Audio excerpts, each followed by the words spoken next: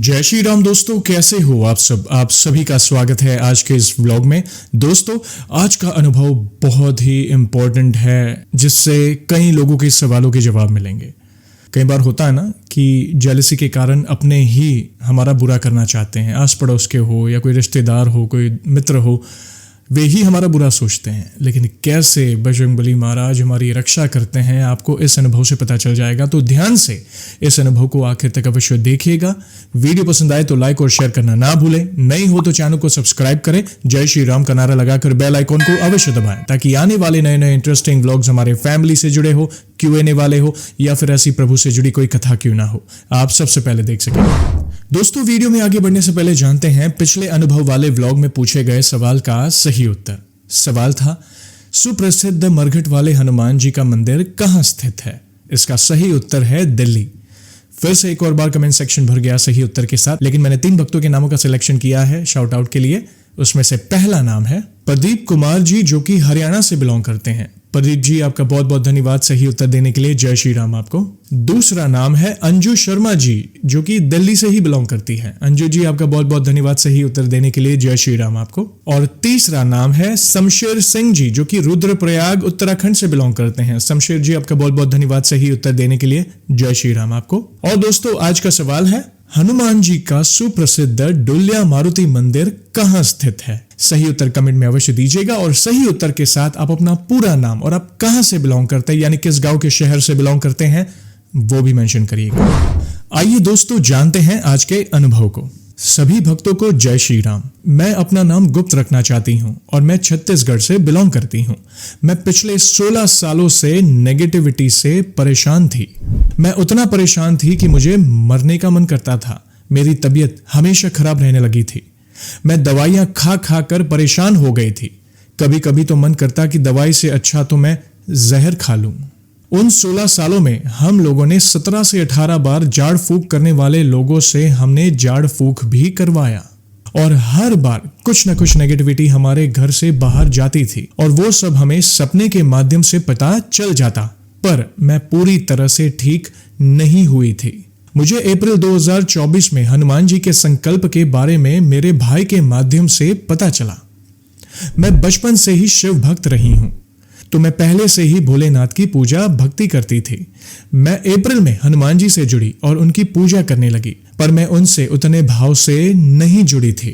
बस मेरे भाई ने जो कहा था कि मनोकामना पूर्ण करने के लिए संकल्प लेते हैं तो मनोकामना पूर्ण होती है, तो मैंने अप्रैल में ही 11 दिन रोज 11 हनुमान चालीसा पाठ करने का संकल्प लिया। और जिस दिन मेरे संकल्प की शुरुआत हुई, वो दिन रामनवमी का दिन था, जो मुझे बाद में पता चला। पर उस संकल्प से मेरी मनोकामना पूर्ण नहीं हुई, क्योंकि मैं हनुमान जी से भाव से नहीं जुड़ी थी। ऐसा ही संकल्प मैंने 1-2 बार और लिया, लेकिन कोई फर्क नहीं पड़ा। ऐसे ही मेरे दिन डिप्रेशन में बीत रहे थे। भैया, उतने सालों से मैं नेगेटिविटी से निकलने के लिए मैंने कई धर्म ग्रंथ और किताबें पढ़ी, ताकि मेरी प्रॉब्लम का सोल्यूशन मिल सके। मैं एक स्टूडेंट हूं और मेरी पढ़ाई पर भी बंधन कर दिया गया था। फिर एक दिन कुछ काम से मुझे नवंबर में रायपुर जाना पड़ा। वहां मेरा भाई रहता था और पहले मैं भी उसके साथ वहां रहा करती थी। पर घर से बाहर रहने से मैं ठीक से खाना नहीं खा पाती थी। मेरा भाई भी हनुमान जी का भक्त है, वो सिर्फ हनुमान जी की भक्ति करता है। मैं जब वहां गई तो एक दिन पूजा करते करते बहुत रोई। प्रभु से बस यही कहा कि मुझे मार दो, मैं अब जिंदा नहीं रहना चाहती हूँ। मुझे पढ़ना है और मैं पढ़ नहीं पा रही हूँ। मैं घर से बाहर रहना चाहती हूँ, पर घर से बाहर रहने से मैं खाना नहीं खा पाती हूँ। यही सब बातें बोल बोल कर मैं प्रभु के सामने रो पड़ी। भैया, उसी दिन शाम को जिसने हम पर काला जादू किया था, उनके वहां का टिफिन भाई के रूम में था। भैया, उस दिन बस मेरा ये मन किया कि मैं उस टिफिन को फेंक दूं, और मैंने उस टिफिन को फेंक भी दिया। और उसी रात से मैं खाना खाने लगी, और उसी शाम को खाना बनाते हुए मुझे हनुमान जी के वानर रूप के दर्शन भी हुए थे। तब मैं भैया आपके चैनल से नहीं जुड़ी थी। फिर वही हुआ जो प्रभु अपने सच्चे भक्तों के साथ करते हैं। प्रभु ने उन टॉक्सिक लोगों को हमसे दूर कर दिया। वे हमारे रिश्तेदार ही थे जो हमारा बुरा करना चाहते थे। उनके साथ हमारा बहुत बड़ा झगड़ा हुआ। मामला थाने तक पहुंच गया, पर सारा मामला थाने में एक दिन में ही सुलझ गया। ये मेरे प्रभु की ही कृपा थी, पर उतने में ही उन लोगों को शांति नहीं मिली। दूसरे दिन उन लोगों ने हमें मारने के लिए कुछ भेजा था, पर प्रभु की कृपा से हम सब बच गए। भैया, जिस दिन हमारा उनसे झगड़ा हुआ उसके तीसरे दिन ही हमें थाने में बुलाया गया। उन 3 दिनों में मैं हनुमान जी से यही प्रार्थना करती थी, देख लेना बाबा, नहीं तो मैं मर जाऊंगी। फिर पता नहीं भैया, मेरे अंदर से हर बार एक आवाज आती थी कि मैं मरने दूंगा तब ना। ये आवाज मैं जब जब प्रभु से बोलती थी कि मैं मर जाऊंगी, तब तब ये आवाज अंदर से आती थी, पर तब मैं उसे समझ नहीं पाती थी, क्योंकि हनुमान जी के चमत्कारों के बारे में मैं नहीं जानती थी। फिर बारी आई हमारे घर की नेगेटिविटी को निकालने की। उस समय जो भैया हमारे घर आए थे वो हनुमान जी के भक्त थे। वे नेगेटिविटी को निकालने के लिए पूरे प्रोसेस में मोबाइल पर हनुमान चालीसा चला रहे थे। हनुमान चालीसा सुनकर मैं बहुत खुश हुई थी कि प्रभु मेरे साथ हैं। फिर हम इंसानों की प्रवृत्ति ही ऐसी है कि हमें संशय रह ही जाता है। मुझे फिर डर लगने लगा कि इस बार भी सब कुछ ठीक होगा कि नहीं, क्योंकि हमने इनसे पहले भी 17 से 18 बार ये सब किया था, पर पूरी तरह से हम ठीक नहीं हुए थे। लेकिन इस बार रात में प्रभु ने साक्षात आकर मुझसे कहा कि आई है तो क्यों नहीं जाएगी। और ऐसा ही हुआ। वो नेगेटिविटी जो एक महिला थी वो हमारे घर से निकल गई। ये मेरे प्रभु की कृपा से ही हुआ था। तो इस तरह प्रभु ने हमारी रक्षा की। जय श्री राम। धन्यवाद बहन, बहुत ही सुंदर अनुभव आपने शेयर किया। और आप खुद नहीं जानते, कई लोगों के सवालों के जवाब मिलेंगे। हम जानते हैं कि जेलसी के कारण बहुत ऐसे अपने ही होते हैं जो हमारा बुरा करना चाहते हैं, लेकिन चिंता ना करें, जब हम प्रभु की शरण में हैं तो हमें किसी से भी डरने की आवश्यकता नहीं है।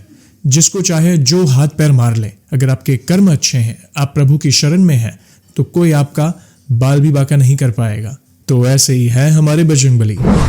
और दोस्तों, आप सभी को तो पता ही है कि व्लॉग को हम ऐसे ही एंड नहीं करेंगे। प्रभु के नाम का गुणगान जो करना है, आज भी मैं बहुत ही अद्भुत पंक्तियां लाया हूं, ध्यान से सुनिएगा।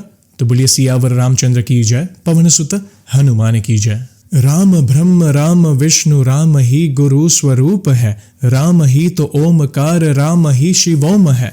राम क्षीर राम नीर, राम ही महान वीर, राम ही धरा धुरी विशाल नील व्योम है।